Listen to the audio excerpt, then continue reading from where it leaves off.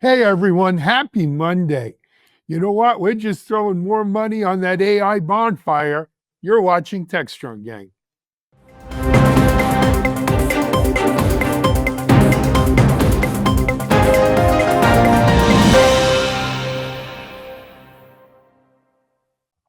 Hey everyone, happy Monday. It's Alan Schimmel here for Techstrong and Techstrong Gang. Welcome to another week of As AI Turns, or As AI Burns, as in money, but we'll get more into that in a second. Let me introduce you to our fantastic gang we've got assembled today to talk about, as usual, 3 different topics that we'll be hitting on today. First of all, down Texas way from Austin, he's the Visible Impact CTO co-founder, as well as Futurum analyst. It's our friend, he's originally from the Bronx, our friend Guy Curry. Hey, Guy, Guy Currier, excuse me. I'm sorry, Guy. Doing great. Really happy to be here again. It's actually been a minute, and the weather remains completely unpredictable here. I'll just say that much. I miss the Bronx. Yeah, I almost made you sort of part of the Curry basketball family there. Del Curry, Stephen Curry. I forgot Stephen Curry's younger brother. I would be honored to be in their company. I can't. I don't know if you quite save measure. I've never seen you shoot threes, so I'm not going to. You never will. Yeah, not going to go there.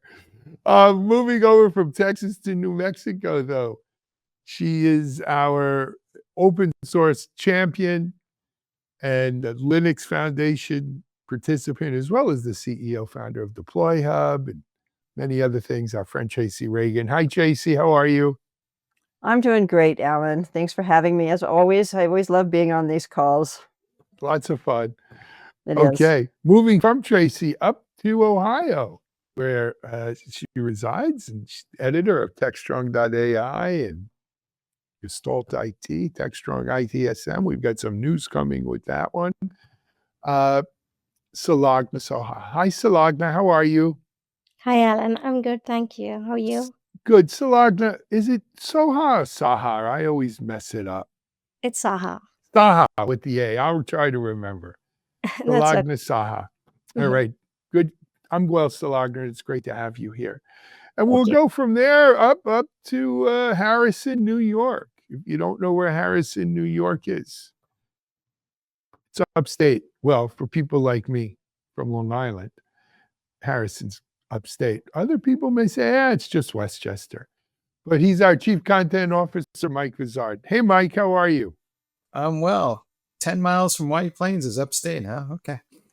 I was wondering that too, Alan. You're also 10 miles from the Bronx. No, hey, look, I was on the South Shore of Long Island. That's a far ride to Harrison. Anyway, people in Rochester right now throwing stones. That's all I gotta say. Let them. All 5 of them. They're freezing there right now. Anyway, it's good to have you, Mike. So I teased it in the opening. You know, I discussed this on my Shimmy Says LinkedIn Live last Thursday, and it's on our Techstrong TV show from last Friday, the replay of that LinkedIn Live. You could probably get it on Techstrong TV or on YouTube as well. You know, more money being thrown at the AI and AI data center investment bubble. Irrational exuberance, if I ever saw it. In my presentation, I even used a little flip chart, and I actually hand wrote down some numbers. It's pretty good. I came up with about $2.1, $2.2 trillion. I did include this $200 billion that rumor has Meta may be looking at over the $65 billion I think they already committed to. And, of course, Meta at this point is still denying this $200 billion. But Mike, what do you got here? To your point, there's just a ton of money pouring into this space. And the issue, though, is Microsoft is kind of like making some signals here that people are having a hard time trying to figure out and read. They're saying that some of their models are more efficient. There's conversations about them pulling back on their leases. Now, whether they over provisioned in the first place is hard to know, but they might be signaling the folks that maybe we are not going to need as much hardware as we go forward here with AI. And tip of the hat to both Alan and Mitch, who's not on the show, but you guys have been banging that drum for a while, saying that we'll get more efficient. But Guy, what do you think is going on here? Is this just one big giant bubble about to burst? Because Nvidia's stock took some wild rides just on a numbers that said there was awesome, and then everybody punished them. Well, I don't know if I'd put it quite as dramatically as either Alan with his irrationality remark or you with big giant bubble would. But I think I've been saying on this show for a while, along with Dave Mickelson, our colleague Dave Mickelson, that there is going to be a reckoning at some point. My feeling has been that power capacity specifically, and maybe cooling a little bit capacity, will be that reckoning. And it's I feel like this is kind of how it starts. You start to see these big wild plans and then counter currents like what happened with Nvidia. Nvidia beats its number but drops in like, what was it, 8-9% in market cap. There are just so many things going on. It's a little bit hard to figure all of it. I do think that the exuberance around this is not necessarily irrational. The Meta story in particular, it makes me think, hey, wait a minute. Maybe Meta facing, from its cash cow Facebook, facing sort of a relatively stable and starting to decline user population, is chasing after, AI and AI services, Llama and whatever else they produce as a new, more promising long-term revenue stream. But I want to point out one thing, the macroeconomic environment here. This did not occur to me until just like as I was preparing for this show. We have to remember, or it's helpful to remember, that all these tech companies have been sitting on wads and wads of cash for over 10 years now. They've been building up cash with nowhere to invest it. I mean, that's why they do it, right? Didn't Apple have $1 trillion or something like that at some point? Or I don't remember how much it was. That's probably more than needed. So when AI comes along and generative AI and this gold rush comes along, cash is cheap for a lot of these. They don't need to borrow. They can just spend. And much like on an earlier edition of this show, I was saying, this is like the proverbial, decision that, is going to always be approved by upper management. Let's invest in AI. You're going to get that budget to spend. In the same way, I think in these tech companies, real smart product folks coming in and saying, here's the 10 things we can do with AI. We just need more capacity. They're going to be told yes. So in that way, I guess it is a little bit irrational. I think there's been a lot of money sloshing around in these tech companies. And now all of a sudden there's a place they can invest it that, everybody's going to like until the other shoe drops, which is kind of inevitable. I'd like to comment, with all due respect to my colleague, Guy Currier. When you're talking about 2+, it's 2+ trillion with a T of dollars pledged. What kind of telethon are we running here? Right? I mean, let's be realistic. Let's look at the GDP of the top, and this is all on my Shimmy Says. You can go check it out. Let's look at the top 20 companies or the top 20 nation states GDP for 2024.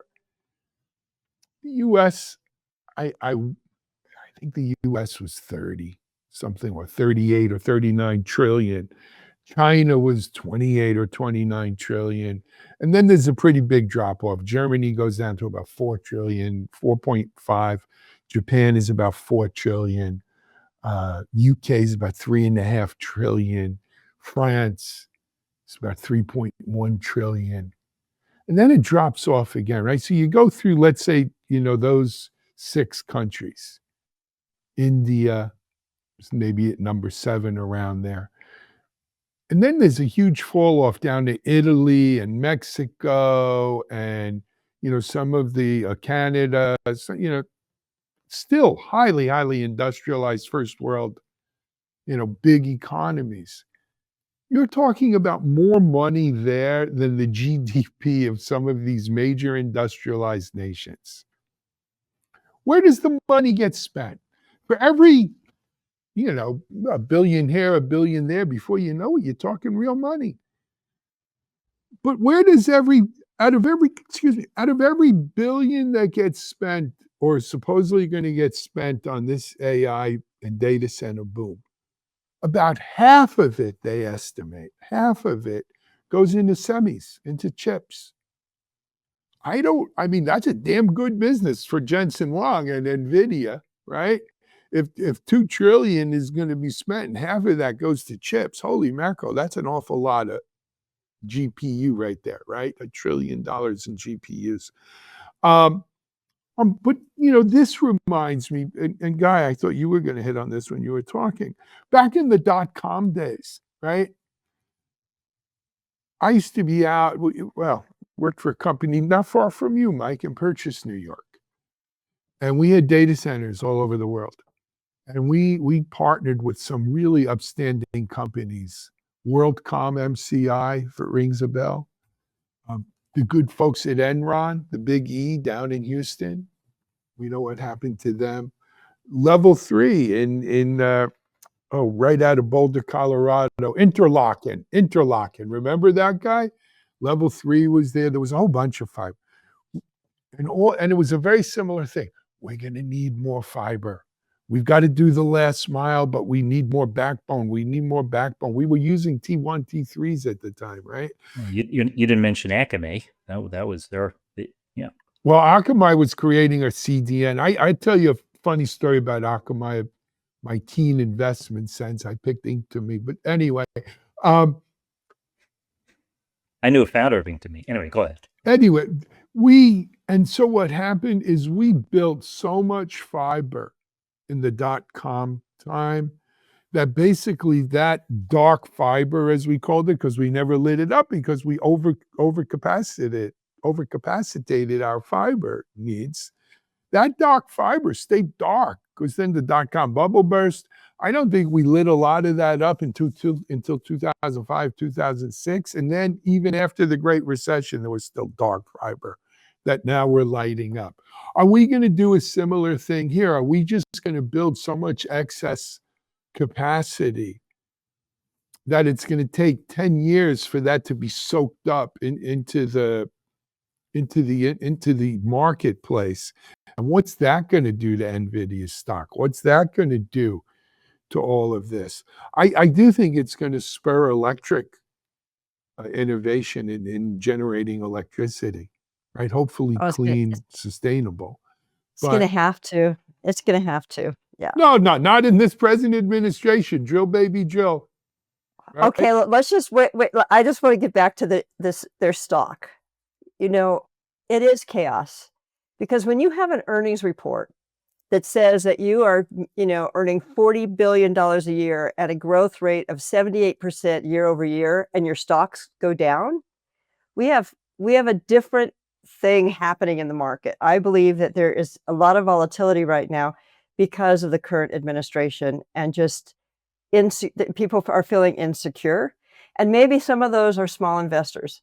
I would love to know who is, selling off their NVIDIA stock when they have an earnings report that looks like that. To me, it's insanity.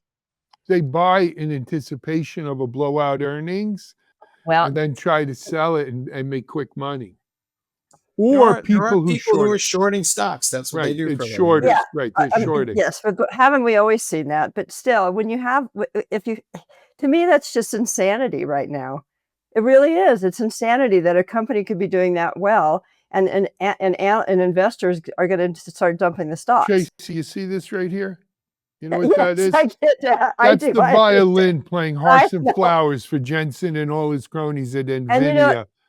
The other thing we haven't really talked about is the CHIPS Act, right? is this is the potential of pulling some of that funding away from the CHIPS Act, is that having an impact? The problem is the CHIPS Act's Well, they replaced it it's with small potatoes Starburst, to right? this. Yeah, but they replaced it with Starburst also. That's a half trillion. Stargate. Stargate. I really don't care. No, I'll no, call it they didn't. Starburst. So here's the deal. The CHIPS Act is US government money that they're giving the private industry to build chips and data centers here. Stargate is private money that's being invested into AI and data centers. We have a similar thing going on, by the way, in China. Again, this is all on my Shimmy Says thing. The Chinese government has, I forget how many yuan, a trillion yuan or whatever it is, comes out to about $138 billion that the Chinese government is earmarking for AI and AI data centers for the big Chinese companies and smaller Chinese companies too, to be fair. But the Tencents, the Baidu, the Alibabas. On top of that, some of these Chinese companies, Alibaba, for instance, announced, I think it was 35 billion of their money. So you are seeing both governments and private companies come in here over the top on this. I mean, I look, I don't think a fraction of that will be spent in actuality when push comes to shove. And I think we're going to wind up, I think it is a rational exuberance, Guy, with all due respect. And the air's going to come out of this balloon, especially if we can point to real wins with AI real quick. If we're going to really get into it, I do need to point out that those announcements are not really commitments. They're announcements They're or pledges. good They're sleuthing. pledges. Pledges are good It's like running sleuthing. a telethon. Yeah, Good no, I sleuthing get it. because Meta denies any $200 billion. No, but they do acknowledge the 65 billion. Yeah, okay. But also, Alan, comparing GDP, which is a yearly annual figure, spending over the course of a year, with pledges that are going to take a couple years, at least probably 3 years to play out. Even if you took 3 years, Guy, I mean, this is, come on, But it is funny crazy because that money. exact example of building out the fiber backbone because of the internet is what that instantly came to mind for me as well. And I think we're just really arguing about degree, and I'm picking on you for word choice, which is not even fair. Overinvestment seems so likely here. If not, if only for the macroeconomic, it's probably not even the economic condition I talked about before, which is these are companies with tons and tons of cash that until this AI boom, they were mostly holding on to it because they didn't know what to do with it. Now they have something to do with it that looks promising, and yeah, they're probably going to overdo it. That's that's the boom bust cycle. I agree. Yeah. So there's this also the funding frenzy that's been going on, like with OpenAI, Anthropic, Hugging Face. They have all reported substantial fundraising rounds, and even for AI startups, there is this gold rush of funding offers coming in from venture capital firms. And this started back in 2022 when OpenAI heated up the AI conversation with ChatGPT. And now they're plowing all this money into this up and coming AI companies, no holds barred, really. And that's shooting up their AI valuations like overnight, like OpenAI and Anthropic have been beneficiaries of this too. Like OpenAI's valuation probably reached over $150 billion this year, and that's a lot more than a lot of companies in that have been around a lot longer. And Anthropic too hit, I think, $20 billion.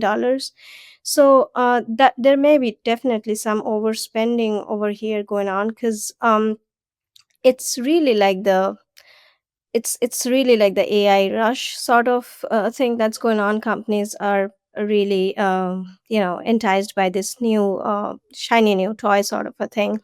And this ties nicely into this Futurum research finding, which was released a while back, which said that AI readiness of companies is really lagging behind. and they're not really at par with the expected ROI returns that companies thought there would be. And a lot of things can be there are a lot of factors really that go into explaining why that is. There are cultural conflicts, technological lags, and the general lack of readiness of companies. So, and a lot of companies are also using AI as corner cases, and there is also this AI washing that's going on. So there is definitely, I would say that there is some overspending going on, but also it'll take a while before things start to fall in place and companies start to see their expected returns coming in. Sulagna, you're not implying that companies are using AI as rapidly as possible without really knowing how it works, are you? Yeah. That can't be. This is Sounded this like Yes. is out of my cousin I'm Vinny. not, I didn't. Absolutely not, Your Honor. this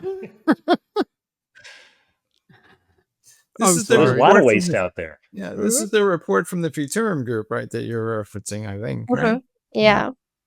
Yeah, my colleague Olivier Blanchard led that effort. He's our AI specialist. So, I mean, what you're seeing is the trickle down, right? If you get 2 trillion here, it trickles down. So it's soaking up all of the VC funding that's out there because everyone wants to ride that. Quite frankly, it sucks up our attention here on Techstrong Gang. 2 out of every 3 segments are somehow AI related, right? This is rippling throughout at certainly the tech economy, if not the world economy in general. You know what I find interesting? One last thing, Mike. When I went through the GDP numbers in my shimmy says, every one of these companies is all in on AI, right? They've all made announcements, except Russia. You don't hear anything from Russia on AI. Now, are they just not saying anything because of sanctions? They're not allowed to? Are they just being really secretive? Or are they too busy fighting wars? Or why buy what you can steal, right? So who knows? Well, they're all stealing. Look, there's no angels here. We have cast safety, morals, ethics to the side. It's a full out race to be the king of AI, right? And we're all stealing from each other. There's no doubt in my mind. All right. Well, we have mentioned this in the past, but it's worth mentioning again. We do not give stock tips on this show, but I guess we could remind folks that, Joe Kennedy got out of the market before the great crash when his shoe shine boy gave him some stock tips. And then he figured out, well, maybe everybody's in this a little bit too hard. So do what you Well, like, and folks. he But did go into the bootlegging business, but that's a this whole is true. nother story. Yeah. Let's take a break here on Techstrong Gang. Joe Kennedy. We'll come back with more. You're watching Techstrong Gang. Discover Techstrong Group, the epicenter of tech innovation. We're your go-to for reaching IT leaders and practitioners worldwide. Our secret? Impactful content that sparks awareness, engagement, and top-quality leads. With us, you'll access editorial websites, streaming videos, virtual events, custom content, analyst research, and more. Join our satisfied clients. Let's revolutionize your tech journey. Contact us today and tell your story to the world in the most powerful way with Techstrong Group. All right, folks, we're back in. Well, to Alice's point, 2 out of 3 segments. This is the second segment. So we're talking about AI and its impact on software development because there's just a lot of conflicting reports out there.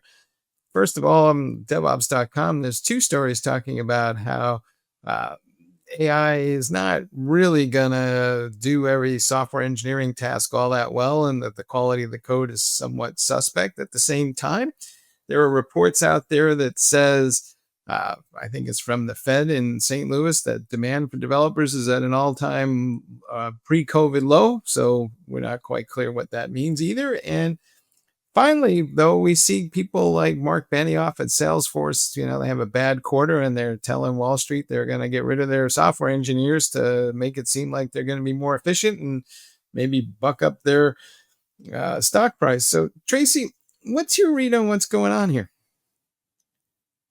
So, every time we go through a kind of a shift in how we develop applications, we kind of see this. It feels like the jobs in some sectors or jobs in some skills will start disappearing, and jobs in other areas will start becoming in demand. And I kind of feel like that's what. I mean, we have to remember that the technology sector is still growing. According to the Bureau of Labor Statistics, it's like a 10% increase since last year. So to say that, one article about potentially jobs on Indeed being less, like 30% less this month and maybe a couple of months ago, I don't think is a good reflection of the real job growth in the tech sector. There's there's quite a few jobs that are openings around, AI, people who understand large language models, people who are just certified in it. Security is a big topic. So I think we're seeing a shift. And I think some software developers who may have been doing, JavaScript all this time might be not as much in demand. But I don't think that we can really read into, we can't read too much into what Indeed is seeing. And there is a shift away from a lot of developers are moving away from platforms like Indeed, to be quite honest. There's other, like Stack Overflow. A lot of people I know, they go to Stack Overflow, they go to GitHub Discussions, because platforms like Indeed are starting to become a little bit annoying, to be quite honest, in the way that they use AI to find candidates. You have to have this perfect match. So I think developers are starting to move away from some of these sites and go to some of the sites that other developers are at. They're actually looking that they know that they have openings on their team. So maybe there's a little bit of a shift in the way developers are looking for work as well. I just don't see a massive decrease in the number of software developer jobs. I really don't. Alan, how much of this has to do with something called the economy, stupid? I mean, No, obviously. Well, look, in the last 2 months or so, we have seen economic numbers trending down, unfortunately, both on unemployment and a bunch of other, kind of leading indicators. But, even like Trace, you mentioned Stack Overflow. That's where developers used to go to code and get tips in coding and to commiserate with other developers and figure out how to do things. Guess what? AI has hit Stack Overflow hard. Their numbers are down. I think we discussed this on a gang a couple weeks ago. Stack Overflow is down 40%. 40% of their traffic is missing, or less than their peak. To me, that's an indication of something. People are using AI instead of Stack Overflow to get code snippets and learn how to do things, perhaps. But that's a real number, and that's indicative. Here's the deal. I'm sorry, go ahead. No, Benioff, as you said, yeah, we're going to do less. When Zuckerberg went out, the usual oligarchs we parade out here. Zuckerberg said that they were going to eliminate some mid-level engineering jobs this year because of AI. Other people are saying we're going to eliminate some, fresher kind of jobs, engineering jobs, because of AI, lower level folks. No one says they're eliminating that, the higher level developers. But if you were a young person coming out of school, I got a call a couple weeks ago from a recent college grad. He has a psychiatry degree, bachelor's. And he said, I'm really thinking about going to a code boot camp and becoming a software developer. If you're that kid, is that what you want to do? Or do you go to an AI boot camp and become an AI engineer or an AI, whatever the word is? If it was your kid, what would you tell him? I'd tell them to go into data science. I told him that too, by the way. Yeah, data science engineers are probably going to be far more in demand, but a lot of people don't like that kind of work. It can be pretty tedious. Development's a lot more fun, but if you really want to make sure you're going to have a job in the future, data science engineering is, or platform engineering. So, Sulagna, let me ask you about this because you track this AI pretty closely, but some of this is a moment in time. And I think some of the execs, when they say they're going to eliminate this, that, and the other, are counting on the reasoning capabilities of the AI models to become more advanced than they are today. So, what is your sense of how smart will the LLMs get, and will they be able to take on more of these developer software engineering tasks that today maybe they can't? Yeah, so I think that AI coding assistants are definitely getting better with each generation, and they may be able to absorb a good amount of the work that with the coding and stuff. But also because of that, companies are less keen on hiring junior developers, especially. So the apprenticeship is fading, which means that it would be increasingly trickier to train the next batch of junior software architects. Also, the no code, low code applications, they have a role to play in this because more employees are now writing applications using AI. But also, it's important to remember that the overall tech industry and AI evidently has a role to play in this, but the industry is emerging from volume hire to hiring that matters. So instead of recruiting a large number of people, companies are now choosing to hire more experienced people who can do more and can do better, and then ramping up their output using AI. So senior software architects and developers are now using AI generated code in many cases and using AI to debug or and testing codes. Um, but so largely experts believe that the size of development teams is going to shrink over the years, and it feels like that has already begun. But to what extent that is going to be, and definitely I don't believe that it's going to wipe out developers and AI is going to consume all of that, all of their responsibilities anytime in the future. I just think it's a shift. It's a shift.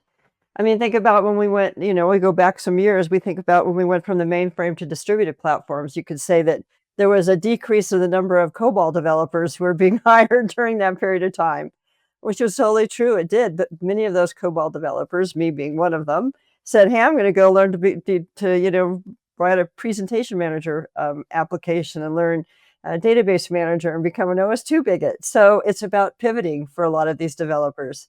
And they have to start pivoting if they want to stay relevant. And the ones who aren't are going to find that they don't have a lot of job openings.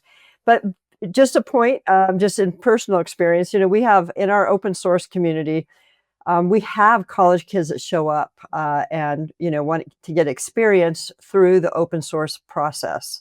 So far, all of them have gotten entry-level coding jobs. All of them have gotten entry-level coding jobs on applications that are using AI. Now, are they an AI developer? I can't say that I wouldn't call them an AI developer, but they are entry-level jobs, teams that are working on AI applications, and there is an entry-level spot for them.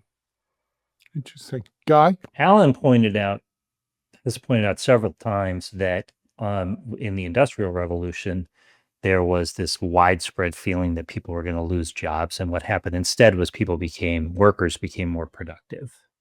I think this is a little bit different. I'm not sure exactly how, but it's kind of like giving everybody, it's not just coders. Think about doctors and lawyers, right? Part of the fundamental skill set now and going forward is going to be the use of AI assistance for whatever it is you're doing. And I don't know about you, but my general experience with coding and with programming is that for almost any application or service, it's almost a bottomless pit of features and enhancements and so forth. I mean, the paradigm between perfecting and releasing in code development. That's why I've been saying since the beginning that the one of the big benefits of AI is quality, because you can move that needle closer to perfecting while still releasing, thanks to your AI assistant. The thing is that so far the AI assistance in coding seems to be about an inch deep, but it appears by its nature, by the way it was trained, it simulates depth. So that's what we all need to learn. But Alan, you could be right. We could just be doing more coding better with the same number of folks in the end. Let me give you a real world example. I did an interview last week with a developer advocate from a company called Postman. You could go look it up on Techstrong TV. This isn't about Postman per se. It's about him. He's been a developer for, 15 years and transitioned to developer advocate. And we were talking about this issue of developers and AI. And he said, my sister called me last week and she's opening a bakery. And I'm her brother and I'm her IT person, as most of us in the IT world are. We are the IT person for our family members who are non-IT, right? We're tech support. And my sister said, I need a website for the bakery. Do you know anyone I could hire? Or could you do it for me? I know you're busy. He said, well, let me ask you a couple of questions. What color scheme are you looking for? What's the vibe you want? What do you want to say? She told him. That day, 3.7 of Claude Sonnet came out. He went into Sonnet. He said, build me a website. And it was for GoDaddy, was the host. Build me a website for GoDaddy. This is this, that, and that. He said a half hour later, her website was up and running, doing e-commerce even, right? You could order cookies online. And he said, if you would have told me 5 years, 10 years, 15 years ago that that's what it was going to take to put up a website, and granted, this isn't an enterprise application, but it was a damn nice website. And it was everything this woman wanted. And it was in 20 minutes from inception to production. That's the world we're living in, right? Now, you're talking to someone who went from being a lawyer to doing websites back in 94, 95, whenever it was. And it was, it was revolutionary, right? Now, look, this is baby stuff. Here's the bias I keep hearing in all the conversations that I'm having with people. If I'm a senior developer or engineer, they go, great. I don't need all these junior guys and I'll just automate all this function and I'll do that myself. Then you go talk to the junior guys and they go, great. We don't need these senior guys because I can do all this stuff myself. So I can't figure out which end of this thing is going to wind up being the front of this thing. Well, the senior guys to the senior guys might want to get rid of the senior guys because they're more expensive. But on the other hand, if it's left up to the senior guys, they'll get rid of the junior guys because they want to keep their jobs. Yes. So just a point to the listeners here. If you are looking for a job, there are two things that you should really think about. Make sure that your LinkedIn profile looks awesome. Make sure you have everything on there that you have in terms of skills. I would even say if it's a skill that you know, but you have not actually used it in a job, list it. And make sure your GitHub profile is awesome, because more employers are looking at your GitHub profile as much as they are your LinkedIn profile. So resumes and cover letters are all well and good, but when it boils down to evaluating somebody before you get the phone call, they're going to look at your LinkedIn page. They're going to look at how you brand yourself, and they're going to look at your GitHub profile. So keep Tracy. that in mind. Great advice. That is really... Hey, except it's not a person reading it. It's an AI agent that's looking at it first. Eventually, there's a person looking at it. The AI agent only looks at your resume, and that's the problem. All right, let's take a break here on Techstrong Gang. We're going to come back and, speaking of old and new and senior and junior developers, is the dividing line between do you use Rust or C in your Linux kernel? You're watching Techstrong Gang. SecurityBoulevard.com is the leading resource for news, analysis, and education on challenges facing the cybersecurity industry.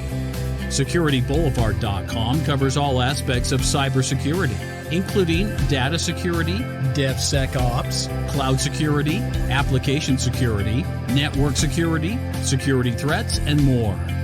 SecurityBoulevard.com has the largest selection of security content, featuring breaking news, blog posts, podcasts, and more.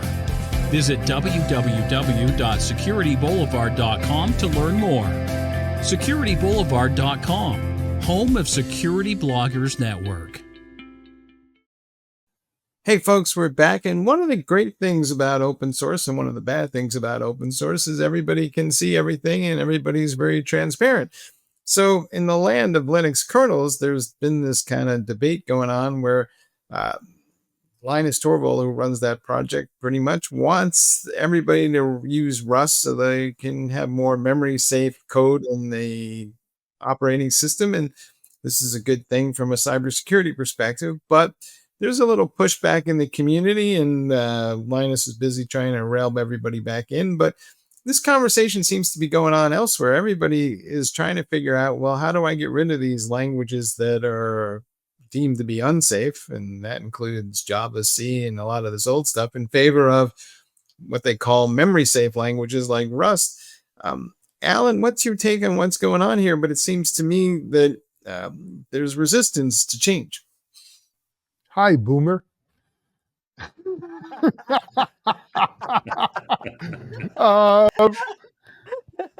Okay, and we're done. That was a good. That's what this is coming down to me, folks, right? And I'm a boomer, so I get it. I get it. But, you know, the old guard is digging in their heels saying, hey, we've been working in C forever. Our whole careers, we know every nook and cranny. We know how to avoid that memory leak. We know how to make it more secure. We know everything we need to know about C. I'm so damn comfortable in it. Why would we think it changing? And the next generation. Rust is harder to learn too. Rust is not an easy language to pick up. It's hard. I've looked at it and said, I'm glad I'm not coding because I wouldn't want to learn this. But maybe it's not a one or the other option, right? I mean, most of the kernel's written in C. They're not going to throw that all out and start rewriting the entire kernel in Rust. Why not? It would be a huge undertaking, and I don't think they're they not would be able going to to complete throw it. out working code. But over time, as you replace over it, time, new modules. I'm guessing that they're probably going to move to Rust. You know, why not? I mean, that makes sense to slowly move over to Rust if that's the direction they choose to go. we could have kept stuff in COBOL or or assembly language, or look, time marches on. Computer languages march on. Right? There was a time where the LAMP stack was PHP. Now everything's Python. Rust, Golang, another, Golang, another modern kind of languages. C was not perfect. C# was also not perfect. Java, for the tremendous success in what Java's done for code mobility and everything, a lot of security issues there. Over time, I've come to trust Linus Torvalds' kind of guts on these things. And clearly his gut is telling him moving to Rust is a smart thing for the Linux kernel. I'm going to give him the benefit of the doubt and say if he feels that strongly about it, there's probably something to it. But I think you're touching on the problem there, Alan. It's a meta problem. It's not a technical one so much, I think, which is how Linus's Torvalds' influence is outsized, and I mean he deserves it, but it's outsized in a corporate decision. So let me just back up 1 second.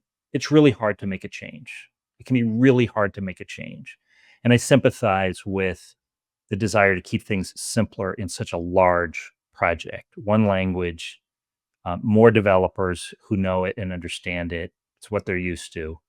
But then you're ossified in terms of being able to move forward sometimes. And a corporate decision or a committee decision or whatever, these things get considered and debated, and then a roadmap and a plan is put together and all that other sort of thing. But that's not how the foundation is running because of Torvalds' outside influence. he can't really, neither does he, can he, nor do I think he wants to dictate anything. But when he advocates for something, it creates, a lot more stress than in a more, I don't know, egalitarian or corporate kind of process. And I think that's kind of what's going on here. I think if you pulled anybody out and said, should the language in which the Linux kernel is programmed never, ever, ever, ever, ever, ever, forever change? Should it always be C forever? They would say probably no. Very few people would say that there should be no room for change. So then it's not a question of whether, but when and how you do it. I can't help but, I'm sorry, go ahead, Mike. And I love Tracy's opinion on it, because I think this is a change management issue writ large, right? So somebody will sit down and say, we should write this in Rust. And then they'll look around their squad and go, who here knows Rust? And then you hear crickets. So then they just keep going back to Java, to Guy's point. But what does it take to get a development team to learn a new language? How long does that take? I mean, you're talking about significant training, and that might take years to make that transition. Tracy, what do you think?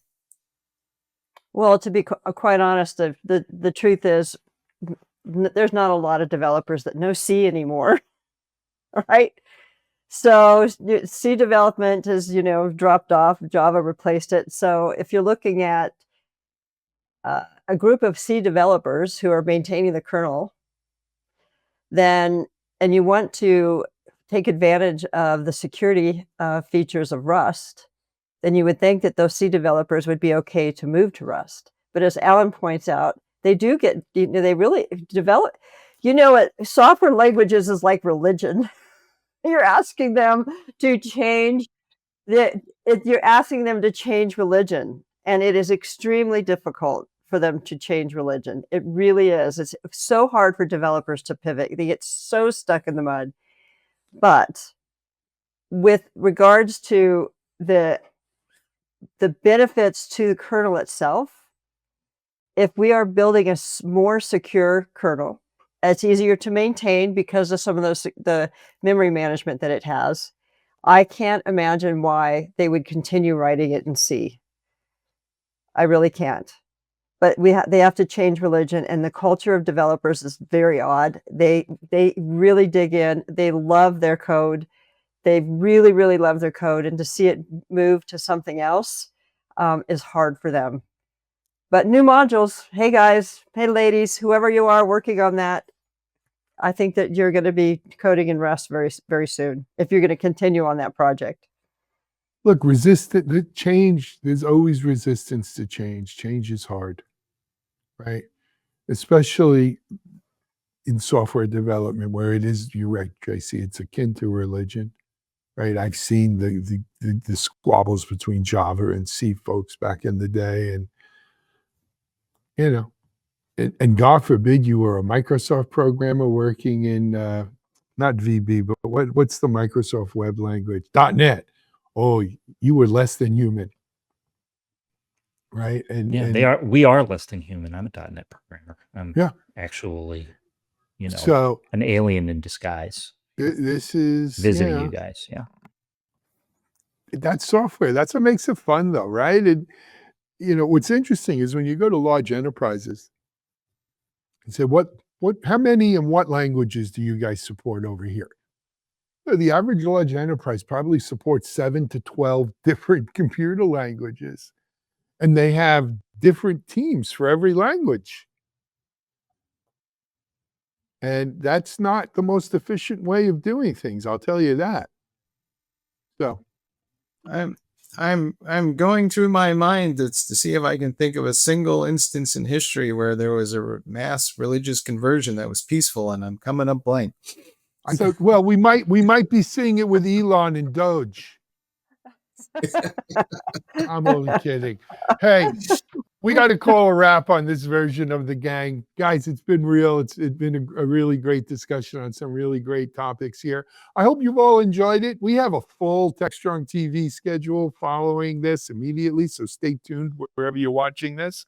Unless you're just watching this as a podcast or something, go to Techstrong.tv, go to our YouTube channel, go to any of our sites, check it out. Guy, Tracy, Sulagna, Mike, thanks for joining us today. For now, this is Alan Schimmel. We're out.